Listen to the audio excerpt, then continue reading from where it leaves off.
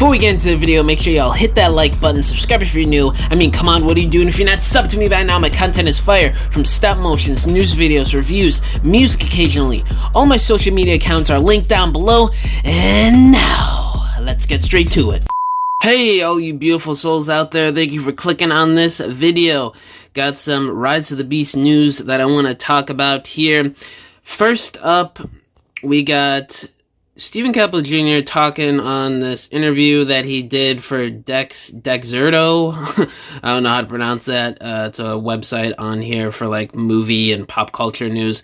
He did an interview here talking about why RATTRAP wasn't in Rise of the Beast. And Anthony Ramos, I guess, also says some stuff in this too about RATTRAP and why he wasn't in there, or how he would like to see RATTRAP in future movies.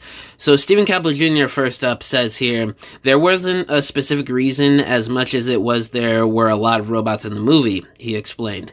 I know the studio ran some tests about who were some of the favorite Maximals that people would love to see on screen, and the ones we have were at the top.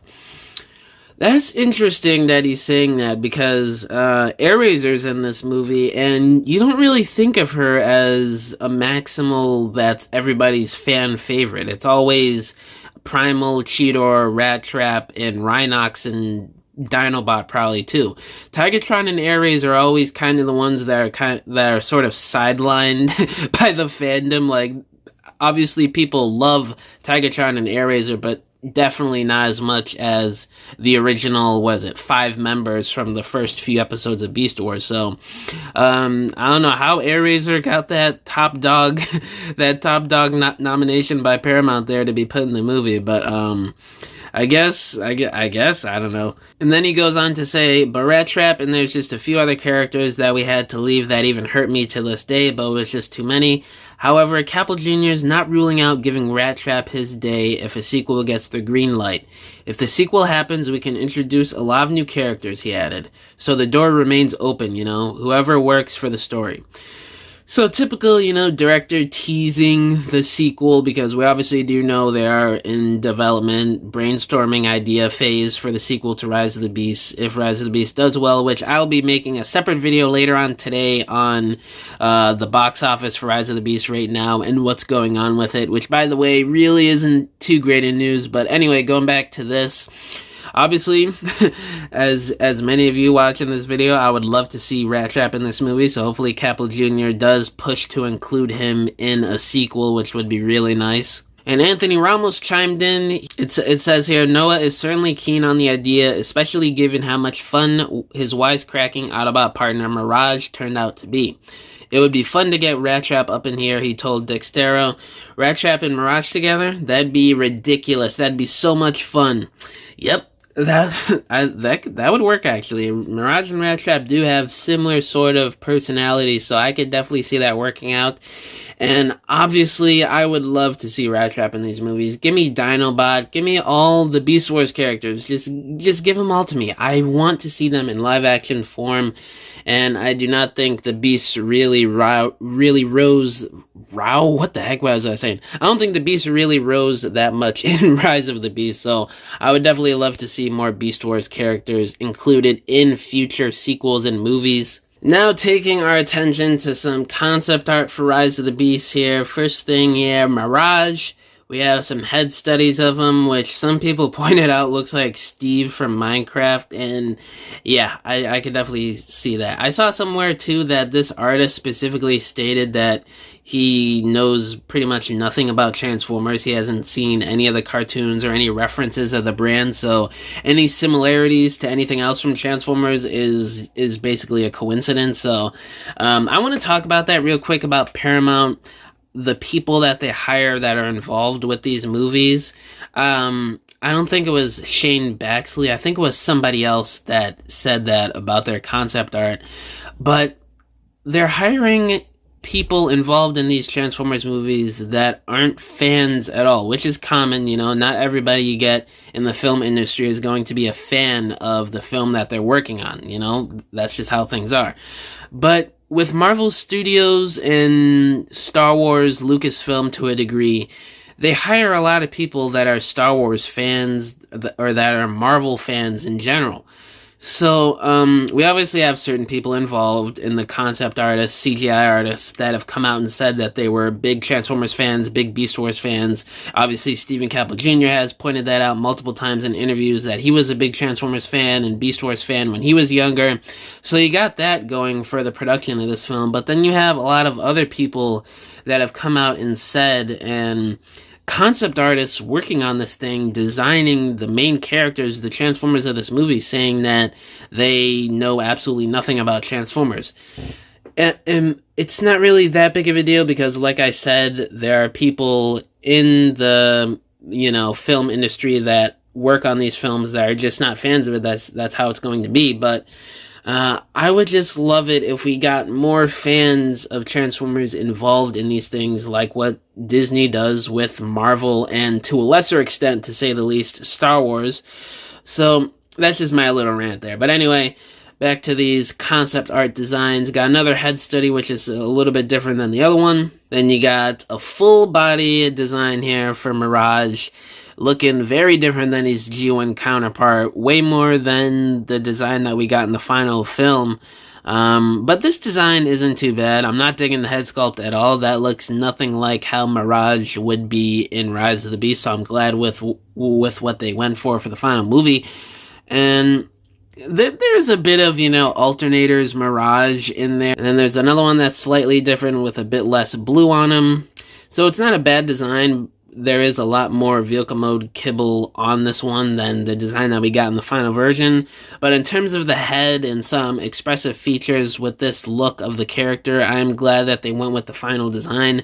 I just wish there was a bit more car kibble and car parts, to make the figures a bit easier and just to make it look more like a Transformers design, and a design that you would normally see in this new universe of Transformers movie films that Travis Knight started. So, and now to talk about some concept art of Scourge here. Keep in mind these are a bit in low quality. I haven't found higher quality versions because I think these are exactly the ones that these artists have been posting, so there's that. But anyway, Scourge here, definitely more of that tarn looking head yet again, which is absolutely crazy to see. Obviously no more, car kibble on him, way less than what we see in the final version, and his colors are a bit more G1 Scourge-like with that bluish purple tint to the color scheme there, which is pretty cool. I do like this design, but I am glad with what they went for the final version. And then we've got some gun studies here, which are way different than what we see in the final version with his gun. So this is pretty cool to see right here. Got a couple different versions. This one specifically reminds me a lot of the War for Cybertron and Fall of Cybertron game gun designs. I don't know if that was inspiration for it or what, but pretty cool there. And then we got a bit of a different one there, but it's still similar to the final one that we got. It's a circular cannon, very much in style of Mega Man, which is pretty funny. So you can definitely see it starting to take shape with the gun that we see in the final cut of the movie, which is pretty cool. And now the big development of this concept art right here that was just revealed. We have Scorponok's robot mode, people. Would you look at this? We were robbed of Scorponok's robot mode in Rise of the Beast. It seems like Scorponok was supposed to have a bit of a bigger role in the final battle, but obviously just got reduced to having a few scenes in the final cut of the movie. So I don't know what went on with that, but these robot mode designs are creepy as hell, and I really like it. Keep in mind, some of these are blurry again because just how the quality of them being uploaded turned out by the artists that worked on these. But anyway, we have a bit of a different design here that's sort of like a serpent, like it's like I can't remember the name, but it's in like Greek mythology with like a humanoid being mixed with parts from an animal or something like that. I can't remember the name of it. Let me know down in the comments below. But this is creepy as hell. I would have loved to see this in live action, fighting Primal, just him zooming around, standing upright. That would have been creepy as hell and kind of funny. Probably would have made for some cool memes online too. And then there's a slightly different one here with a beefy Scorponok here. Bro's been in the gym on Unicron's homeworld. Bro thinks he's ripped. He's yoked, man. This is crazy. just creepy and weird designs. It got a slightly different one. And it reminds me of something, I don't know, like out of Hellraiser or something. It seems like a Cenobite to me. Like, it's just insane. And then we have like this pod thing where he transforms into robot mode. It seems like there were going to be a couple different versions where there's one that is straight to robot mode, and then there's ones that transform from Scorpion mode to robot mode, and then there might have been ones that just had the Scorpion mode and no alternate robot form. So that would have been pretty cool to see the different variations of their robot mode forms. And there's a slightly blurry one here, which is a little different than the designs we saw before. The head is a bit bigger. You got these tentacle things behind his shoulders, which is obviously scary as hell looking. And then we have him compared next to Scourge, how tall he would have been if he had a robot mode in the movie. This would have been cool to see a beefy Scorponok with Scourge facing off against the Autobots. It would have been so cool if we just had one main Scorponok as like a survivor of the Predacons from whatever happened in the past with their race, with Scourge in the final battle with Nightbird and RATTRAP facing off against the Autobots and the Maximals. I think that would have made for a bit of a better final battle and more of a personal fight. We would have gotten a bit better scenes in terms of, you know, RC fighting Nightbird and Scorponok, or Wheeljack fighting, because the final battle as is, it's great, don't get me wrong, but it could have been a lot better than what we got. And I think if they just stuck to one Scorponok with who was an actual character and had a robot mode, and with the other three Terracons, I think that would have made for a bit of a better and personal final battle. But hey, that's just me. And that wraps it up for all the concept art that I want to talk about in this video. Let me know down in the comments below, what do you guys think about this design for Scorponok, how he was originally going to have a robot mode, which would have been crazy to see in live action. Let me know what y'all think about Mirage's original designs. Do you guys think it would have been better having the car mode kibble on him more than what we get in the final version? What do you guys think about the prospects of RATTRAP appearing in a sequel to Rise of the Beast? Do you think it will happen? Let me know down below, and I'll catch y'all in the next video. Bye!